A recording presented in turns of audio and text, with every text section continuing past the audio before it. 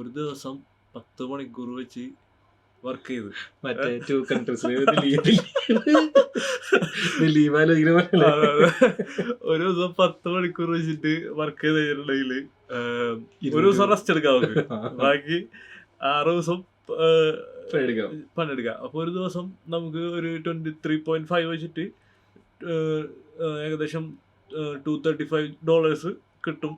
അതേപോലെ 6 ദിവസം എന്ന് വെച്ചിട്ടുണ്ടെങ്കിൽ ഒരു വലിയ എമൗണ്ട് ആയി. അത് പിന്നെ കണക്കെടുത്തിട്ടാണെങ്കിലും ഒരു $1,300 എടുത്തായി. അപ്പൊ അതായിരുന്നു എന്റെ മൈൻഡ് സെറ്റ്. $1,300 എന്ന് പറഞ്ഞാൽ ഏകദേശം ഒരു 60,000 രൂപ ഒരാഴ്ച. അതെ അതെ, മനസ്സിൽ ലഡ് പൊട്ടി നോക്കി. അപ്പൊ ഒരു മാസം ആകുമ്പോ എത്ര 60,000, പിന്നെ 24 എന്ന് പറയുമ്പോ 2,40,000 രൂപ സെറ്റ്. വേറൊരു എന്നിട്ട് ഇവിടെ റിയാലിറ്റി എന്താന്ന് വെച്ചിട്ടുണ്ടെങ്കിൽ ഒന്നാമത്തെ ജോലി കിട്ടാൻ പണിയാണ്.